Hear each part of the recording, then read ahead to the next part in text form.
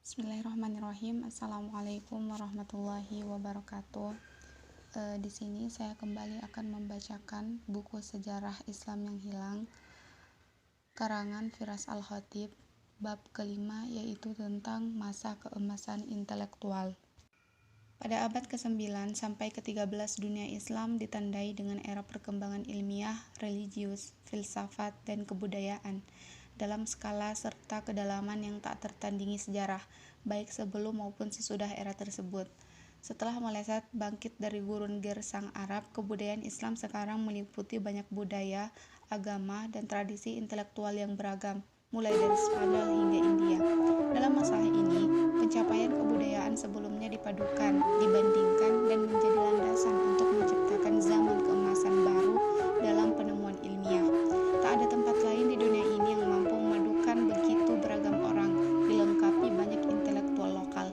Hasilnya, sebuah era yang tak hanya berperan sebagai jembatan antara pengetahuan kuno dan Renaissance Eropa, tetapi juga menjadi fondasi bagi dunia ilmiah modern. Rumah kebajikan Abbasiyah, seperti partai politik yang tak terhingga jumlahnya dalam sejarah, tumbuh berkembang di atas janji masa depan yang positif dan idealistis. Jaminan tentang masyarakat yang lebih adil dan kembali pada kepemimpinan sholih membantu melambungkan mereka saat Umayyah terpecah belah. Menjelang awal 800-an, kerajaan mereka sudah membentang dari Atlantik sampai Indus. Mereka punya ibu kota kelas dunia dengan 1 juta lebih penduduk di Baghdad. Masyarakatnya terdiri atas beragam budaya dari Yunani, Koptik, Persia, dan India yang diadopsi aspek-aspek kebudayaan terbaiknya. Inilah periode pembukaan masyarakat ideal yang dijanjikan. Dalam pikiran Khalifah Abbasiyah ke-7, Al-Ma'mun, masyarakat ideal masa depan hanya bisa diwujudkan melalui ilmu pengetahuan dan rasionalisme. Untuk mencapainya, berbagai bidang pengetahuan yang ada di seluruh kerajaan harus dikumpulkan di satu lokasi terpusat. Ia yakin jika para cendekiawan terbaik dari dunia Islam dapat dikumpulkan untuk saling belajar satu sama lain, akan terbukalah kemungkinan yang tak terbatas. Dengan pemikiran tersebut, ia mendirikan institut pendidikan di Baghdad yang dikenal dengan nama Rumah Hikmah. Ruang lingkupnya bertentangan dengan definisi modern tentang yayasan pendidikan. Dalam institut ini, universitas, perpustakaan, badan penerjemahan, dan lab penelitian ada dalam satu kampus. Perpustakaan dan sekolah kecil sudah ada sejak masa Umayyah, tetapi penekanan Abbasiyah pada upaya mendapatkan ilmu jauh melampaui pendahuluannya.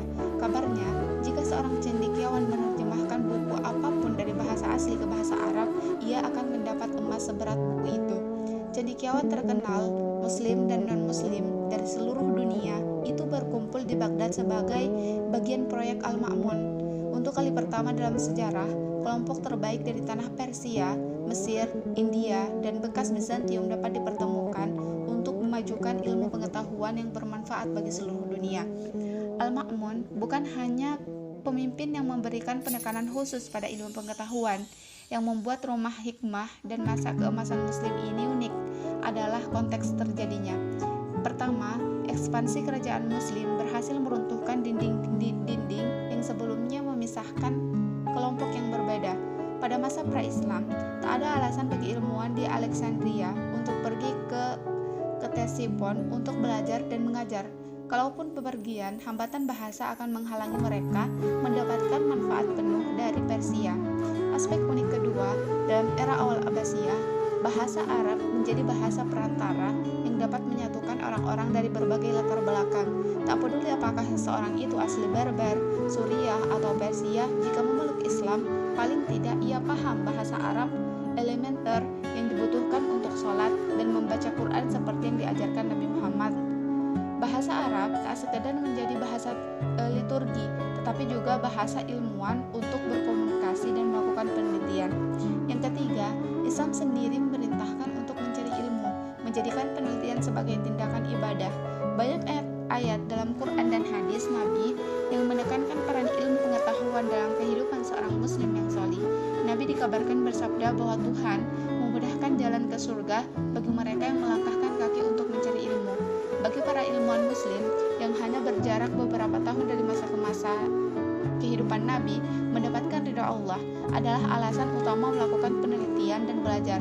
Literatur ilmiah dari masa keemasan biasanya dimulai dengan ayat Al-Quran yang mendorong pencari ilmu dan menyeru orang Islam agar menurunkan dunia di sekitar mereka. 3 faktor pendorong untuk mencari ilmu inilah yang unik dalam dunia Islam. Ini tak bisa terwujud tanpa kebangkitan Islam sebagai kekuatan geopolitik dalam beberapa abad setelah masa Nabi. Matematika. Sumbangan umat Islam terhadap perkembangan matematika pada masa keemasan hanya dapat dilukiskan dengan kata monumental. Matematika tentu saja menjadi dasar bagi hampir semua ilmu pengetahuan, termasuk fisika, kimia, astronomi, dan geografi. Tetapi bagi para ilmuwan muslim, pada masa keemasan, matematika juga merupakan ilmu suci. Mereka berharap bahwa pemahaman akan matematika lanjut dapat membantu mengungkapkan prinsip numerik yang mendasari dan menentukan hukum alam di dunia. Hari ini, siapapun yang mengambil kelas fisika dasar akan memahami bahwa rumuslah yang menentukan gerakan objek dalam ruangan. Pada masa keemasan, formula itu masih misteri. Melalui teori dan eksperimen, ilmuwan berharap menemukan algoritma ajaib ini. Pemahaman tersebut menuntun pada sikap penghargaan dan mencintai kekuasaan Allah serta hubungan dengan ciptaannya. Dengan demikian, pembelajaran matematika merupakan perjalanan religius juga. Salah satu ilmuwan matematika muslim terbesar bernama Muhammad bin Musa al-Khawarizmi, orang Persia yang hidup dari 780 sampai 850 Masehi. Ia salah satu orang pertama yang bekerja di rumah hikmah dan meletakkan landasan bagi perkembangan masa depan matematika. Salah satu kontribusi terbesarnya adalah penggunaan sistem angka India dan penyebaran informasinya. Sebelumnya, di banyak tempat digunakan sistem angka Romawi dengan berbagai keterbatasannya, sedangkan permasalahan matematika kompleks melibatkan angka non-bilangan bulat yang hampir tak mungkin menggunakan sistem angka Romawi, dan sistem angka India yaitu 1, 2, 3, 4 membuat angka besar dan negatif dapat dibahasakan sehingga memudahkan perhitungan kompleks. Al-Khawarizmi tak hanya meminjam sistem angka India kuno, tetapi juga menambahkan satu mata rantai yang hilang, yaitu angka 0. Walaupun secara matematis tidak mampu membuktikan 0, Al-Khawarizmi menerapkan dalam penelitian lebih lanjut, yaitu merevolusi beberapa subjek dan menemukan yang lainnya. Mungkin sumbangan terbesar Al-Khawarizmi ini berkaitan dengan perkembangan aljabar. Dalam karya monumentalnya, buku ringkasan kalkulasi dengan melengkapi dan menyeimbangkan, ia menjelaskan bagaimana persamaan aljabar dapat digunakan untuk menyelesaikan masalah sehari-hari, mulai dari pembagian warisan sampai geografi. Disinilah Al-Khawarizmi menjadi pelopor. Meski jago di bidang geometri, masyarakat Yunani kuno gagal memisahkan aljabar teoritis darinya. Buku Al-Khawarizmi memantapkan aljabar sebagai bagian pelajaran matematika dengan penerapan praktisnya. Bahkan sesungguhnya, kata aljabar itu sendiri diambil dari judul bukunya. Aljabar berasal dari kata aljabar yang berarti melengkapi. Ini mengacu pada menyamakan kedua sisi persamaan aljabar untuk mendapatkan solusi. Matematika hebat lain dari Persia adalah Umar Khayyam yang hidup dari 1048 sampai 1130 Masehi. Walaupun lebih dikenal di barat karena puisi tentang cinta dan mistik Islam, ia seorang matematikawan yang pandai. Dia membantu mendorong batas-batas pokok ilmu yang tak bisa dilakukan pendahulunya. Umar Khayyam sendiri itu menemukan metode untuk memecahkan persamaan kubik, persamaan aljabar yang variabelnya mencapai kelipatan 3. Menelaah aljabar teoritis lebih lanjut, ia juga termasuk salah satu yang paling awal memformulasikan teorema binomial. Teorema ini membantu memecahkan masalah aljabar dengan mengembangkannya dalam perjumlahan.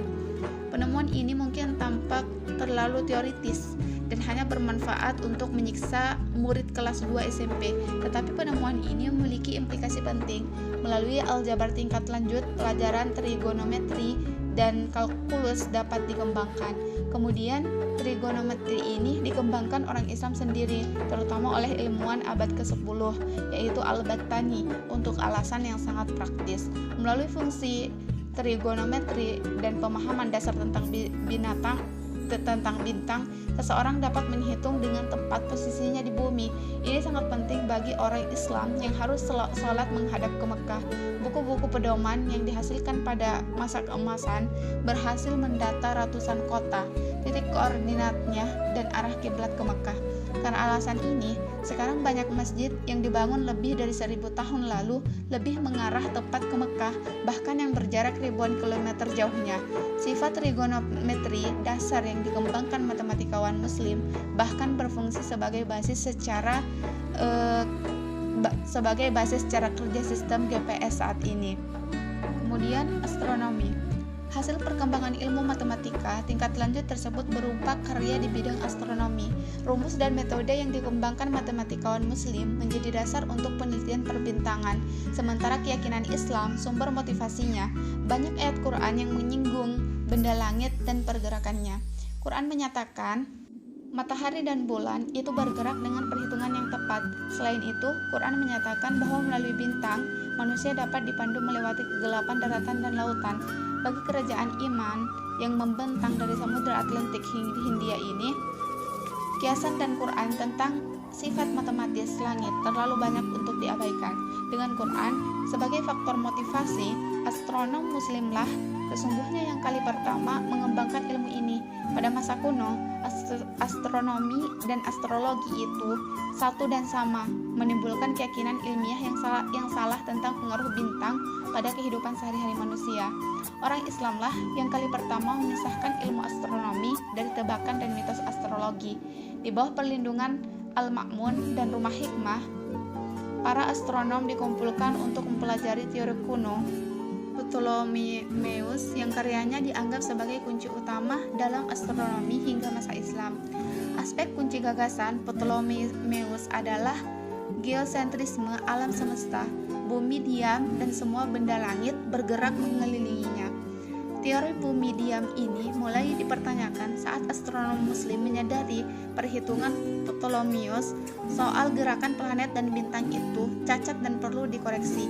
Ketika banyak orang sekadar berusaha menciptakan rumus yang lebih akurat, sebagian mulai mempertanyakan ide Ptolemeus secara keseluruhan. Pada abad ke-11, Al-Biruni menyatakan Ptolemeus ini tidak pernah dengan ilmiah membuktikan bumi tak bergerak, bahkan mungkin bumi berputar di sumbunya. Menurutnya, hal ini akan menjelaskan mengapa perhitungan Ptolemeus itu meleset, yaitu karena tidak memperhitungkan gerakan bumi ini. Meski tak pernah diterima penuh oleh astronom Muslim karena kekurangan bukti yang meyakinkan, teori rotasi bumi sudah menjadi bahan perdebatan di antara para cendekiawan dunia Islam. Perdebatan ini menjalar ke Eropa, terutama lewat terjemahan Latin dari karya Al-Majriti, cendekiawan Andalusia yang memusatkan perhatian pada upaya merevisi dan menyempurnakan tabel serta perhitungan astronomi. Bahkan setelah kematian Al-Majriti, kelas terpelajar dari seluruh Eropa akan bepergian ke negeri Muslim di Iberia untuk mempelajari karyanya dan yang lainnya. Akhirnya, saat gagasan astronomi Muslim menyebar ke seluruh benua, ilmuwan seperti Kopernikus dan Galileo akan mengembangkan teori yang kita terima sebagai fakta hari ini. Akan tetapi, tak seperti astronomi Eropa, astronom Muslim tak akan diganggu ajaran agama yang mapan karena pandangannya. Malahan, usaha ilmiah dianggap sebagai salah satu bentuk ibadah. Seperti aljabar, astronomi mempunyai penerapan praktis. Salah satu yang terpenting yaitu pengembangan astrolabi. Awalnya, alat ini ditemukan oleh orang Yunani kuno untuk menentukan garis lintang dengan menggunakan bintang. Mengombinasikan kemampuan astrolabe dengan perhitungan astronomis yang lebih tepat oleh ilmuwan Muslim, alat ini menjadi bagian vital navigasi terutama pada kapal. Dengan mengarahkan astrolabe ke langit malam untuk menghitung posisi susunan bintang tertentu, seorang navigator bisa menentukan lokasi secara tepat, lalu membandingkannya dengan buku panduan berisi daftar garis lintang lokasi yang sudah dikenal dan di seluruh dunia untuk menetapkan arah ke tempat tujuannya. Bepergian ke Mekah untuk naik haji menjadi lebih mudah bagi Muslim dari tempat yang jauh. Bagi peradaban yang membentang dari Spanyol hingga India, teknologi yang memudahkan perjalanan semacam ini sangat diperlukan. Astrolabe merombak dunia pelayaran dan digunakan sampai 1700-an sebagai standar navigasi. Kemudian geografi. Seperti halnya astronomi tumbuh dari matematika, geografi berkembang dari astronomi. Hanya sedikit kerajaan dalam bentangan sejarah yang sebanding dengan dunia Islam pada masa keemasan. Dengan sistem politik yang menekankan persatuan dalam wilayah luas seperti ini, perjalanan jarak jauh menjadi aman dan relatif biasa dilakukan. Maka, tak heran jika orang Islam itu akan bangkit sebagai ahli geografi unggulan pada abad pertengahan. Mitos lama bahwa Christopher Columbus menemukan bumi itu bulat memang hanya mitos. Sudah menjadi fakta yang diterima sejak masa kuno bahwa bumi memang tak datar. Para pelaut terutama mengetahui ini karena dapat melihat bagian bawah kapal lenyap di balik cakrawala sebelum tiangnya saat kapal berlayar menjauh. Orang Yunani kuno bahkan telah mencoba menghitung ukuran bumi, walaupun mereka menaksir terlalu rendah ukuran Samudra Atlantik, sehingga menghasilkan angka yang lebih kecil dibanding ukuran bumi sebenarnya. Ahli geografi yang bekerja pada Kekhalifahan Abbasiyah menghasilkan konklusi lebih akurat. Dengan memanfaatkan trigonometri dan geometri bola, mereka menghitung diameter bumi, yakni 12.728 km, hanya selisih 37 km, tanpa satelit dan teleskop modern. Kalkulasi ini sangat mengejutkan. Geografi Islam tak terbatas pada perhitungan ukuran bumi. Usaha besar juga dikarenakan untuk membuat peta dunia. Peta Yunani kuno dikembangkan dan diperbaiki. Salah satu contoh terbaik adalah peta buatan Muhammad Al-Idrisi yang tinggal di Sisilia abad ke-12. Walaupun Sisilia pernah menjadi bagian dunia Islam yang sampai ditaklukkan bangsa Normandia pada akhir abad ke-11, raja yang berkuasa pada masa Al-Idrisi, Roger II, merupakan sosok yang toleran dan berpengetahuan luas. Di bawah perlindungannya, Al-Idrisi menghasilkan peta dunia dengan akurasi dan detail yang tak tertandingi pada masa abad pertengahan. Selama ratusan tahun berikutnya, peta ini menjadi acuan penilaian peta lain. Peta tersebut tak hanya berupa gambar geografi fisik bagian dunia yang diketahui, tetapi juga berisi deskripsi budaya, politik, dan masyarakat berbagai wilayah yang pernah didatangi penjelajahnya. Yang sama menariknya bagi ahli geografi Muslim adalah daerah yang tak dikenal. Mitologi Barat berpegangan pada Christopher Columbus sebagai penjelajah besar yang kali pertama berani melintasi Samudra Atlantik untuk menemukan dunia baru pada 1492. Namun narasi penemuannya mengabaikan fakta bahwa sudah ada penduduk asli yang tinggal di sana berabad-abad dan bukti yang sangat kuat bahwa Viking sudah sampai di Kanada pada abad ke-10. Selain itu, terserak banyak bukti tentang pelayaran lintas Atlantik oleh orang Islam ratusan tahun sebelum Columbus. Pertengahan abad ke-10, ahli geografi dan sejarah ternama Al-Mas'udi menuliskan pelayaran Muslim Iberia selama berbulan-bulan pada 889 dari pelabuhan Delba, pelabuhan yang sama dengan Columbus, hingga sampai ke wilayah yang sangat luas dan belum dikenal. Laporannya menyatakan mereka melakukan perdagangan dengan penduduk lokal, kemudian kembali pulang. Peta Al-Mas'udi bahkan memasukkan daratan yang tak dikenal di seberang Atlantik dengan mengacu pada laporan ini. Laporan lain yang dicatat Al-Idrisi menuliskan sekelompok pelaut Muslim itu berlayar selama 31 hari melintasi Samudra Atlantik dan mendarat di pulau tak dikenal. Mereka ditangkap penduduk asli, tetapi akhirnya dilepas saat salah satu penduduk yang bisa berbicara bahasa Arab menjadi perantara dan mengatur pembebasan mereka. Satu laporan terakhir tentang pelayaran lintas Atlantik datang dari Mali, kerajaan Islam di Afrika Barat yang mencapai kejayaan pada abad ke-14. Seperti yang diceritakan kepada Ibnu Battuta, pengelana besar Islam 200 kapal berlayar ke barat dari pantai Afrika untuk menemukan daratan yang tak dikenal. Saat hanya satu kapal yang kembali, dilaporkan mereka telah menemukan daratan di seberang samudra, tetapi harus kembali karena badai. Raja Mali, Mansa Abu Bakar, segera memperlengkapi 2.000 kapal berlayar bersama mereka ke Samudra Atlantik dan tak pernah terdengar kabarnya lagi. Kisah para pelaut melintasi samudra ini tentu bukan bukti nyata kontak lintas Atlantik sebelum Columbus, tetapi fakta bahwa mereka dicatat oleh ahli geografi yang terkenal akan akurasinya, dilengkapi sedikit ulasan tentang komunitas Islam di Amerika dalam jurnal generasi pertama penjelajahan Eropa ke dunia baru, membuka kemungkinan untuk menulis ulang sejarah zaman penemuan yang diterima saat itu. Kemudian, kedokteran. Kesalahpahaman umum tentang sejarah kedokteran hingga beberapa ratus tahun lalu meliputi keyakinan bahwa ilmu ini kebanyakan lahir dari tebak-tebakan. Bayangan tentang ahli medis yang menjual obat palsu untuk segala penyakit muncul saat menelaah dunia kedokteran sebelum abad ke-20. Akan tetapi, sesungguhnya telah ada tradisi kedokteran di dunia Islam yang berdasarkan pengetahuan Yunani sebelumnya, yang menekankan studi empiris dan profesi klinis. Meskipun fakta ini hilang dalam imajinasi populer modern, masih ada tulisan-tulisan dari beberapa pemikir kedokteran terbesar yang dikenal dunia, yang tinggal dan berpraktek pada masa keemasan Islam. Karya mereka menunjukkan era pencerahan dan kemajuan medis yang membentuk basis kedokteran modern. Kemajuan Islam di bidang kedokteran dicapai dengan mempelajari apa-apa yang diwariskan dokter Yunani kuno, Galen. Ia tokoh besar di bidang ini pada zaman dahulu. Dokter dan filsuf abad ke-2 sebelum Masehi ini banyak menulis tentang dunia medis. Ia mendukung teori bahwa tubuh terdiri atas 4 cairan, yaitu darah, empedu hitam, empedu kuning, dan lendir. Menurutnya, penyakit disebabkan oleh ketidakseimbangan cairan tersebut dalam tubuh. Walaupun sebagian gagasannya terbilang revolusioner pada zamannya, sebagian yang lain sangat keliru. Toh, ia diterima tanpa kritik oleh para dokter selama ratusan tahun setelah kematiannya. Orang pertama yang secara kritis mempertanyakan gagasan Galen bernama Muhammad bin Zakaria Ar-Razi yang hidup pada abad ke-9.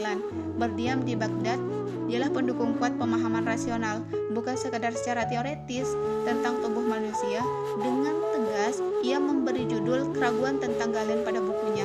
Ia menyimpulkan penyakit fisik tak hanya akibat ketidakseimbangan cairan ataupun sebagai hukuman Tuhan, seperti yang diyakini oleh orang Eropa abad pertengahan, tetapi penyakit disebabkan oleh faktor internal dan eksternal tertentu yang harus dipecahkan untuk mengobatinya. Seiring dengan ini, ia mengembangkan obat khusus dan manjur untuk penyakit umum seperti batuk, sakit kepala, dan sembelit. Akan tetapi, ia tak membatasi diri mengobati gejala atau penyebab fisik suatu penyakit. Ensiklopedia Kedokteran raksasa karyanya, Kehidupan Suci, menekankan arti penting dedikasi pada bidang kedokteran dan kemajuan dan mempelajari terus-menerus. Selanjutnya, ia meyakini praktik kedokteran sebagai usaha yang mulia dan dokter dipercaya Tuhan untuk berbuat baik kepada setiap orang yang membutuhkan, bahkan musuh ataupun orang yang tak mampu. Maka, ia suka merawat pasien miskin dengan gratis di rumah sakit terkenal di Baghdad, karenanya disebarkan secara luas selama berabad-abad membantu memandu generasi dokter masa depan di dunia Islam dan Eropa. Dokter besar lain dan mungkin paling termasyhur adalah Ibnu Sina. Ia dikenal sebagai Avicenna. Meskipun terus-menerus berpindah dari satu kota ke kota lain karena lingkungan politik Persia yang bergolak pada awal 1000-an, ia mampu membangun riwayat hidup sebagai ilmuwan serba tahu yang paling pandai pada masa keemasan Muslim. Ia menerapkan pendekatan rasionalisme ilmu pengetahuan bidang lain pada dunia kedokteran. Pendekatan ini memberikan pengetahuan yang tak dimiliki ilmuwan lain, termasuk oleh Al-Razi. Ia merumuskan teori bahwa semua hal dalam tubuh dapat dipahami melalui rangkaian peristiwa sebab akibat. Meski tampak masuk akal di dunia ilmiah sekarang, pada abad ke-11, pandangan itu merupakan ide baru yang dicoba dibuktikan Ibnu Sina. Berdasarkan sekian tahun pengamatan klinis dan penelitian ilmiah, ia menyimpulkan penyakit dapat menyebabkan melalui udara, air, atau tanah. Selanjutnya, setiap penyakit memiliki karakteristik tertentu sehingga harus diobati dengan cara khusus. Ia salah satu orang pertama yang mengenalkan kedokteran eksperimental. Dalam karya monumentalnya, Aturan Pengobatan, ia menekankan bahwa obat-obatan itu harus diuji di bawah kondisi terkontrol dan tak boleh dipercayai hanya berdasarkan teori. Obat yang tak efektif secara universal atau tidak dapat dibuktikan benar-benar menyembuhkan penyakit tak ada artinya bagi Ibnu Sina, sebab ia percaya pengobatan itu ilmu pengetahuan tentang observasi dan rasionalisme. Karyanya menjadi buku teks standar bagi siapapun yang ingin belajar kedokteran di dunia Muslim dan di luarnya. Sekolah kedokteran Eropa mengandalkan terjemahan Latin buku ini sampai abad ke-17. Buku ini diterjemahkan ke bahasa Tiongkok pada zaman dinasti Yuan oleh masyarakat Muslim yang banyak di Tiongkok. Mudah dipahami mengapa karya ini mendapat popularitas dan penghormatan yang luas. Karya terbesar Ibnu Sina ini bukan sekedar buku panduan tentang penyakit umum dan pengobatannya.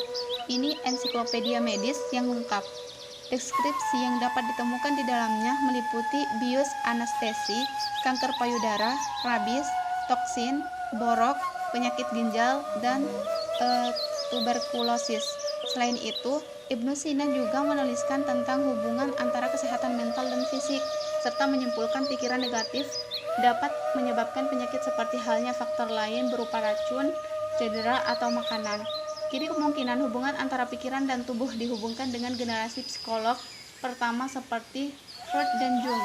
Kenyataannya, kemungkinan tersebut sudah tampak nyata bagi Ibnu, dokter lain, dan filsuf masa itu. Pemikir bidang kedokteran terbesar sepanjang masa ini tak akan mampu mencapai prestasi tinggi tanpa dukungan institusi yang sangat hebat. Dunia Islam pada masa keemasan dengan sumber daya keuangan dan institusi politik yang kuat mendirikan beberapa rumah sakit pertama dalam sejarah. Dorongan untuk mendirikan rumah sakit datang dari kebutuhan melayani kesehatan warga miskin. Orang kaya mampu membayar dokter pribadi dan perawat di rumah, tetapi orang miskin tak mampu mendapatkan kemewahan seperti itu. Untuk menyediakannya bagi mereka, para khalifah dan emir mendirikan lembaga di kota-kota besar di dunia Islam untuk menyediakan pelayanan kesehatan terjangkau atau gratis bagi yang membutuhkan. Pada awal abad ke-19, rumah sakit pertama muncul itu di Baghdad. Seiring waktu, ukuran dan cukupan rumah sakit ini mulai menyerupai rumah sakit modern. Ada puluhan dokter dan perawat, termasuk dokter spesialis serta ahli bedah. Rumah sakit ini juga menyediakan pusat layanan rawat jalan, bangsal psikiatri, pusat layanan bedah, dan bangsal melahirkan. Mungkin perbedaan terbesarnya adalah rumah sakit tersebut gratis bagi yang tak mampu, jauh berbeda dari rumah sakit yang beroperasi sekarang. Bagi para penyokong rumah sakit ini, teladan kenabian tentang perasaan kasih sudah sangat jelas. Di mata mereka, masyarakat yang berdasarkan Islam ini diminta memperhatikan seluruh warganya tanpa melihat harta, ras, ataupun bahkan agamanya. Setelah didirikan di Baghdad, institusi penyembuhan yang mencerahkan ini menyebar di seluruh kota utama dunia Islam dari abad ke-10 hingga abad ke-14. Rumah sakit dapat ditemukan di Kairo, Damaskus, Baghdad, Mekah, Madinah, dan bahkan Granada yang jauh di Iberia. Nantinya, Ottoman akan meneruskan tradisi rumah sakit publik ini, dan selama masa kekuasaan merekalah Eropa mulai menyusul bahkan menyelip dunia Islam. Renaissance membuahkan gerakan menerjemahkan ratusan teks Arab ke bahasa Latin di pusat-pusat kebudayaan dan ilmu pengetahuan seperti Padua dan Bologna. Orang Eropa mampu mengembangkan lebih jauh temuan para tokoh besar seperti Al-Razi dan Ibnu Sina yang telah memajukan pengetahuan Galen dan Hippocrates.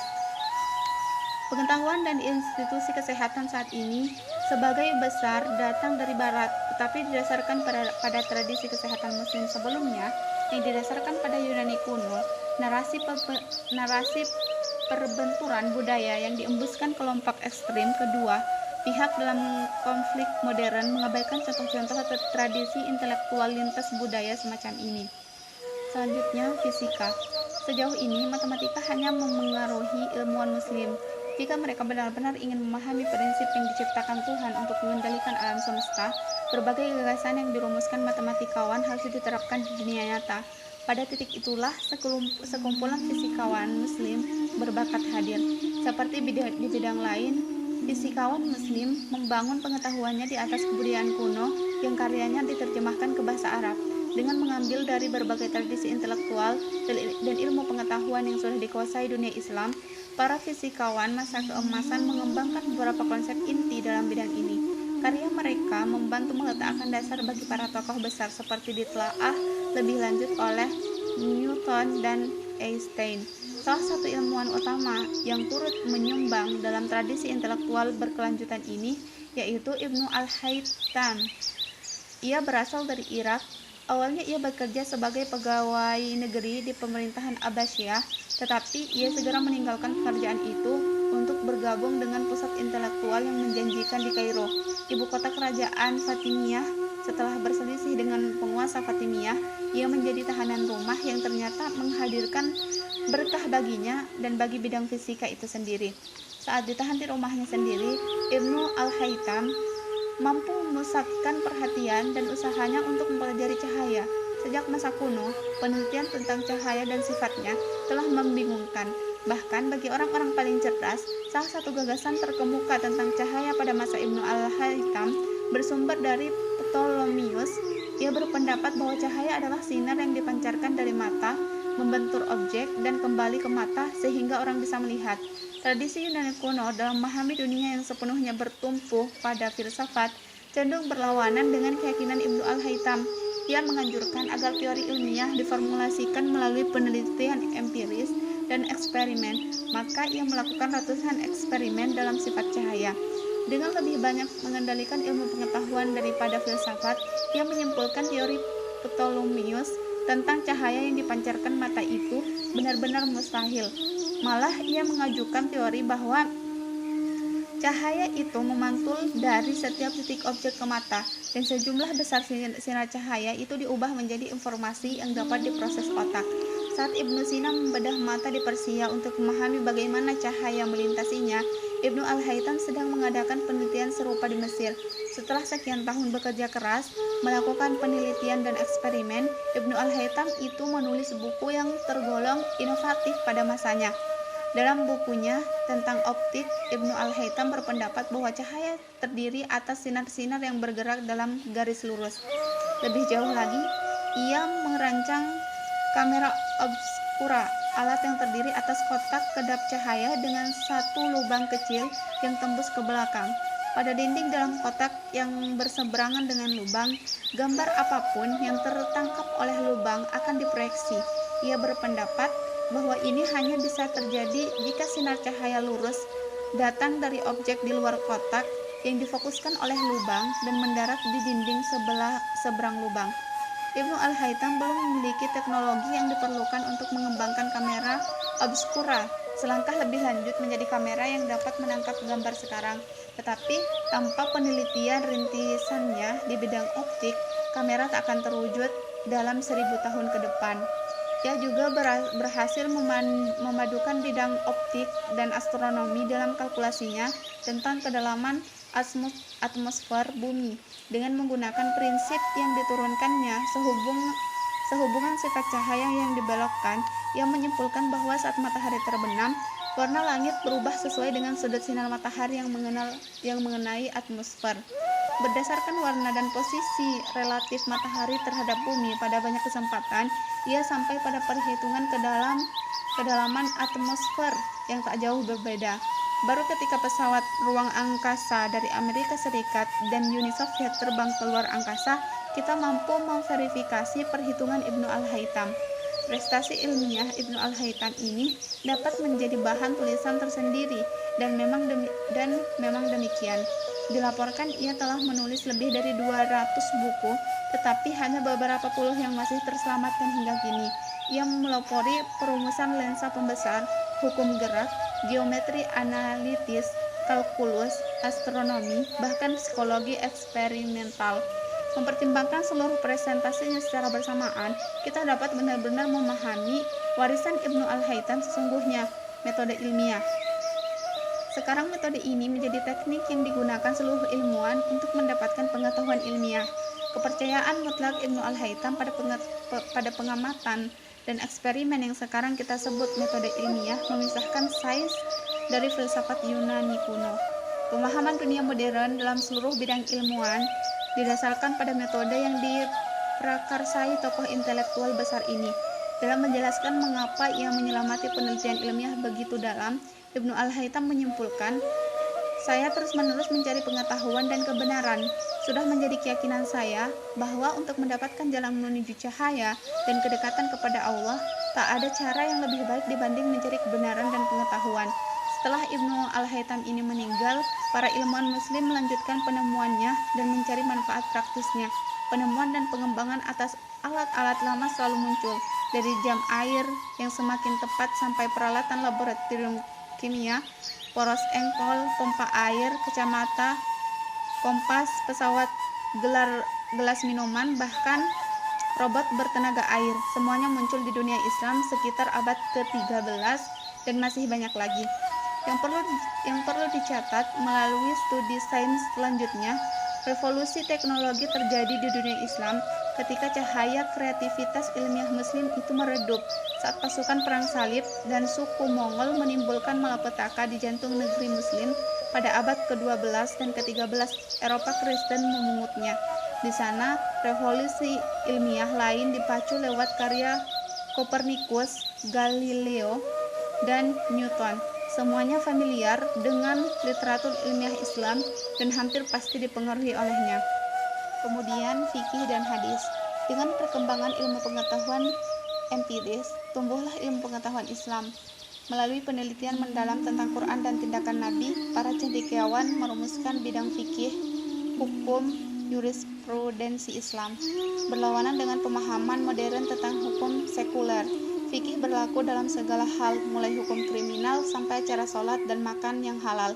Tantangan bagi para ahli fikih adalah mengadaptasikan aturan yang telah diterapkan pada awal 600-an ke dalam dinamika dunia peradaban Islam pada abad-abad berikutnya.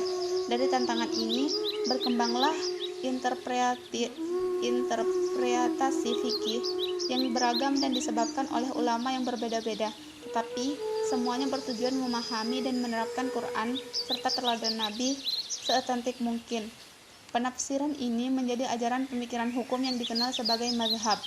Kebutuhan menafsirkan fikih tumbuh dari perubahan bentuk masyarakat Islam berpuluh tahun setelah masa Nabi Muhammad. Generasi pertama setelah Nabi dapat berpegang pada teladan dari Nabi, tetapi menjelang akhir 600-an, hampir tak seorang pun yang masih hidup dapat mengingat cara hidup dan teladan dari Nabi. Saat Islam menyebar ribuan kilometer ke segala penjuru dan pemeluk baru mulai menghuni kota-kota besar di dunia Islam, timbullah kebutuhan menafsirkan hukum Islam dengan cara sistematis, melingkupi urusan ibadah hingga transaksi bisnis. Saat para ulama mulai berbicara tentang fikih pada abad ke-8, timbullah perbedaan pendapat mengenai apa yang biasa dianggap sebagai sumber hukum. Semua sepakat bahwa Quran dan tindakan Nabi atau hadis ini merupakan dua sumber utama. Tetapi bagaimana jika ada pokok masalah yang tidak dibahas dalam kedua sumber tersebut? Disinilah para ahli hukum mulai berbeda pendapat.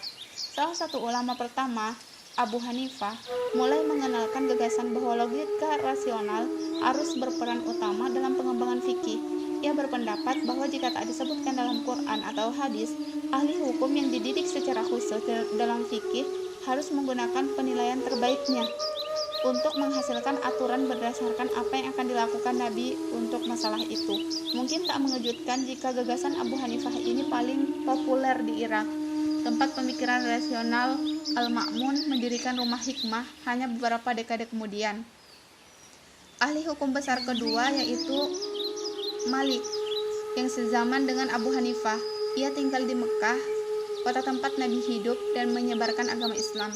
Bertentangan dengan ahli hukum pada masanya, ia percaya bahwa karena orang-orang yang tinggal di Madinah itu keturunan para sahabat Nabi, perilaku mereka bisa dipertimbangkan sebagai sumber hukum. Toh mereka pasti belajar dari orang tuanya yang belajar dari Nabi. Dasar pemikirannya dalam menggunakan tradisi penduduk Madinah dan ketaatan penuh pada hadis alih-alih penalaran tak diterima semua orang, tetapi ia juga mendapatkan banyak pengikut, termasuk Khalifah Harun ar-Rasyid dari dinasti Abbasiyah. Ahli hukum besar ketiga yaitu Muhammad Asy-Syafi'i, mempelajari tradisi Hanafi di Irak dan tradisi Maliki di Madinah, serta mengambil inti sari dari kedua gagasan tersebut. Meski menyepakati perlunya ijtihad, ia berpendapat hal itu hanya dapat digunakan untuk membuat analogi antara situasi yang dihadapi Nabi Muhammad dan masalah terkini. Pendekatannya yang seimbang ini terbukti sangat populer dan menjadikannya dinobatkan sebagai bapak usul al-fiqih. Ahli fikih besar terakhir, Ahmad bin Hambal, yang menjadi salah satu murid As-Syafi'i, yang cenderung lebih bergantung pada hadis dibandingkan ijtihad, fokusnya terhadap hadis membantu mengembangkan lebih jauh ilmu fikih yang kemudian disempurnakan muridnya, Muhammad al-Bukhari.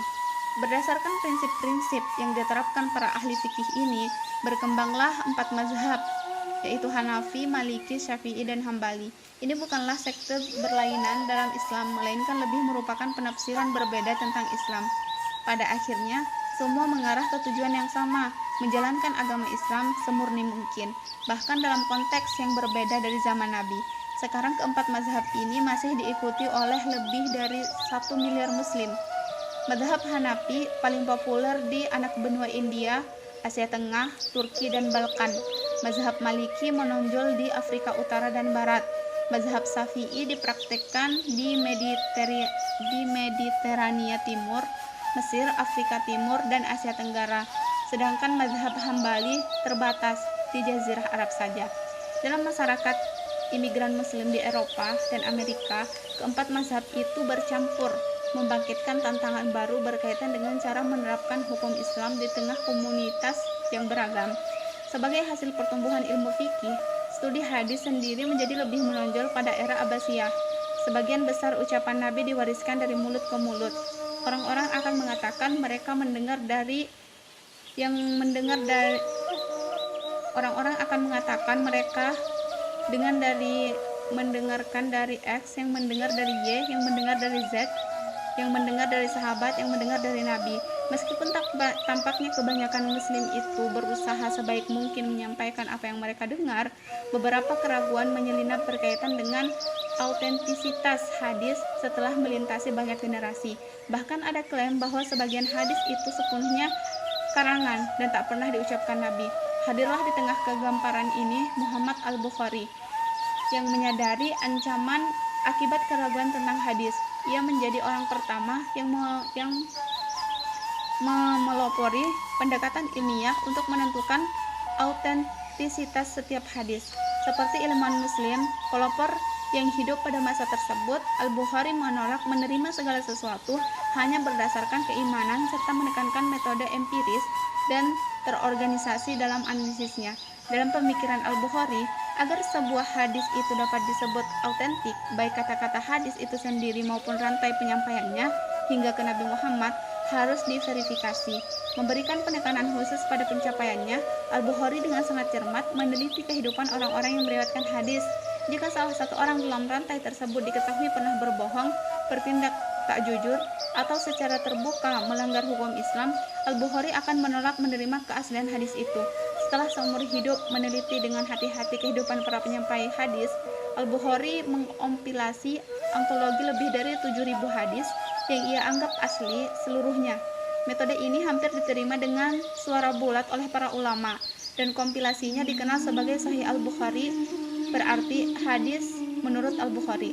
Sekarang buku ini dianggap sebagian besar muslim sebagai yang paling autentik setelah Quran itu sendiri. Selanjutnya, ilmu teologi.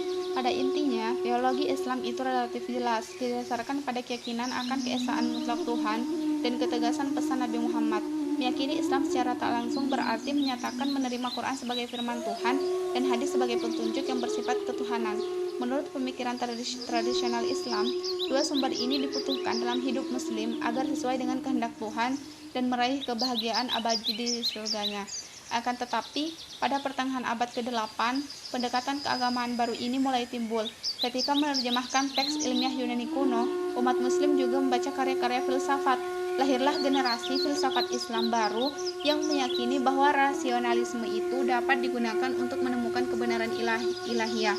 Dalam pandangan mereka, kesimpulan yang didapat dari penggunaan logika dan filsafat sama derajatnya dengan Quran itu sendiri. Sebagian bahkan menyatakan dalam kasus tertentu, logika itu dapat mengesampingkan wahyu. Kelompok ini terkenal dengan sebutan Mu'tazilah, berarti yang memisahkan diri, akibat perbedaan mereka dalam teologi utama Islam. Kesimpulan filosofis mereka jauh dari keyakinan utama Islam. Mereka menyebutkan Quran bukanlah firman Tuhan secara harfiah, melainkan ciptaannya. Seperti halnya alam semesta, mereka pun yakin bahwa Tuhan itu dibatasi sifat-sifat yang disampaikannya dalam Quran. Bagi mereka, Tuhan tidak maha kuasa. Dengan demikian, dalam topik tentang kehendak bebas versus takdir, mereka menyatakan mendukung kehendak bebas mutlak. Bahkan mereka berargumen bahwa Tuhan sendiri tak akan dapat mengendalikan masa depan dan tidak mengetahui apa yang akan terjadi. Saat gagasan Mu'tazilah ini mulai menyebar di kalangan intelektual, reaksi yang muncul bertalian dengan implikasi teologis gagasan tersebut. Bagi muslim yang lebih tradisional dan berpikir ortodoks, Quran dan hadis telah menghadirkan seluruh kebenaran dan panduan yang dibutuhkan manusia. Memanfaatkan filsafat untuk menghasilkan kebenaran ilahiyah itu bukan saja tidak perlu, melainkan juga berbahaya. Pemimpin kaum tradisional pada awal 800-an adalah Ahmad bin Hambal, ahli fikih yang mendirikan mazhab Hambali. Meskipun dianiaya Khalifah Al-Ma'mun yang menjadi pelindung utama ideologi Mu'tazilah, Ibnu Hambal tegas memilih penafsiran literal dan kaku terhadap Quran serta hadis yang berkaitan dengan teologi. Dalam pikirannya, tak ada tempat bagi penalaran filsafat, terutama ketika menghasilkan kesimpulan yang berlawanan dengan kebenaran yang dinyatakan dalam Quran. Ibnu Hambal sendiri tegas menyatakan sifat Tuhan harus diterima secara harfiah dan tak perlu dipertanyakan.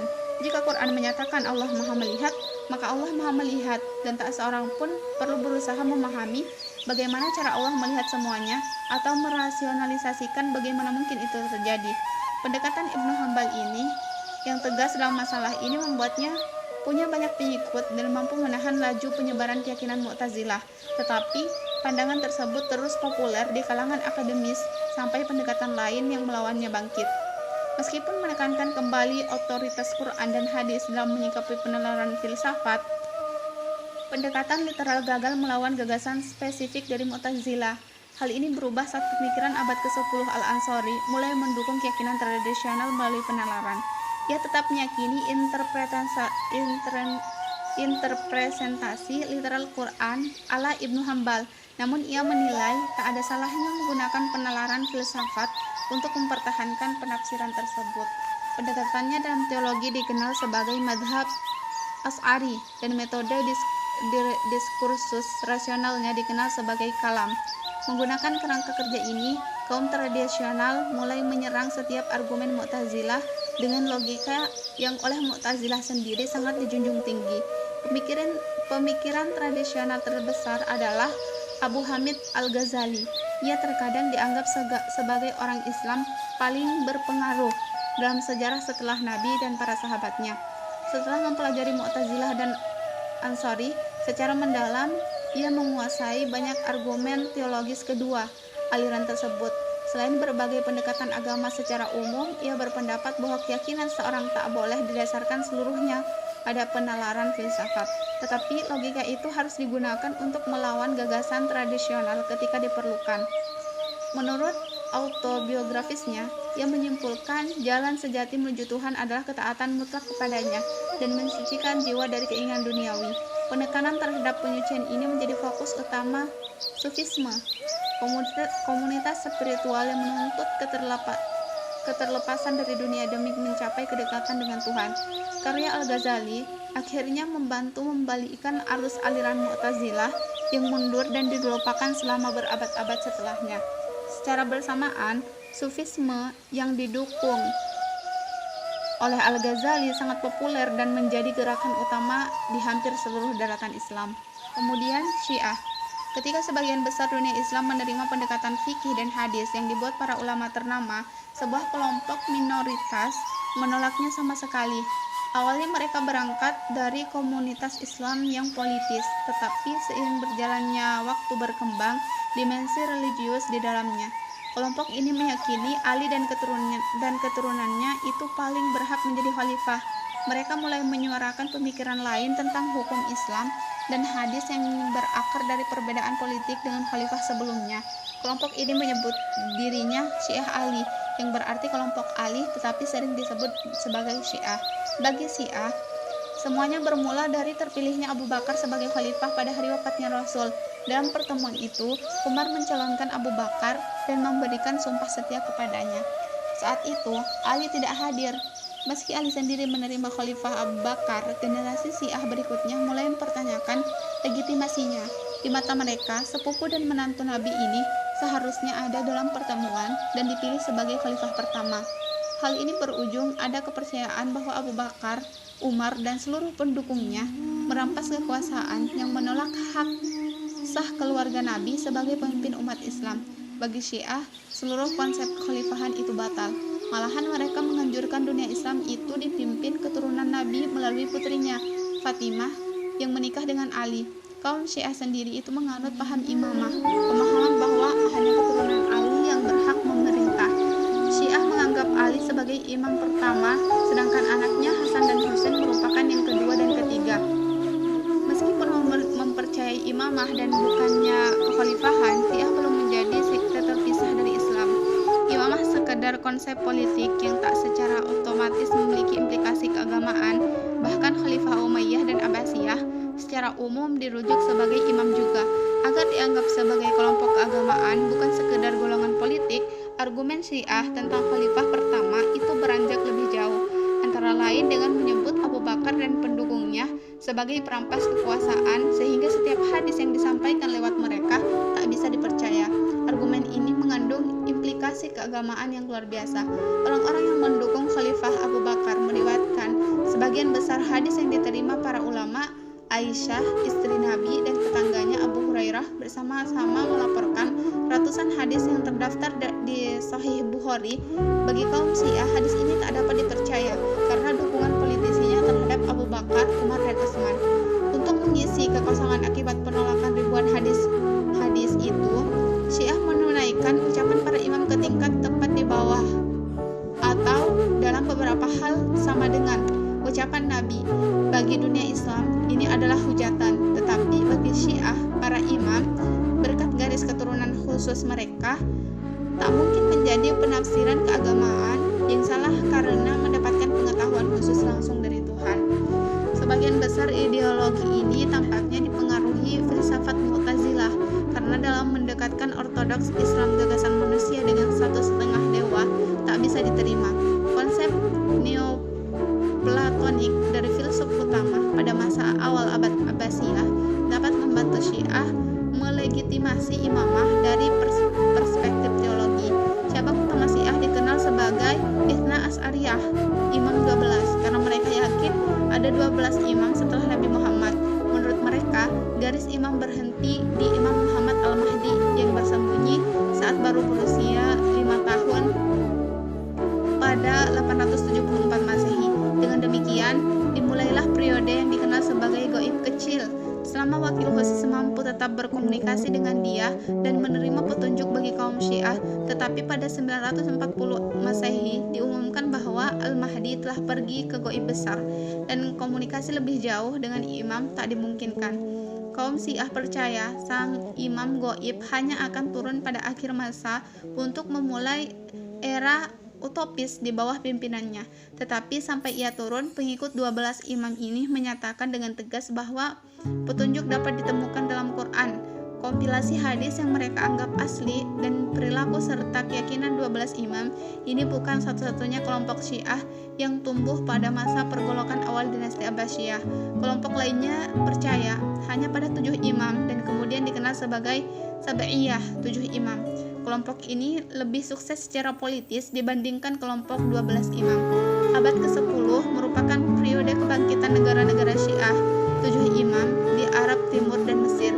Kelompok Syiah terkecil hanya mempercayai 7 imam dan dikenal sebagai Zaidiyah. Mengacu pada penerimaan mereka akan cucu Husain, Zaid sebagai imam terakhir, kaum Zaidiyah punya banyak kesamaan dengan Islam pada umumnya, dan pandangannya tentang khalifah awal lebih moderat daripada yang lain. Gagasan Syiah tak pernah populer seperti diharapkan pendukungnya, meskipun sekuat tenaga berdakwah dan menarik emosi umat dengan mengungkit perselisihan seputar Ali dan Husain, mayoritas dunia Islam tidak menerima deviasi teologi dan hukum Syiah. Bahkan bagi sebagian besar umat, ideologi Syiah membahayakan Islam itu sendiri.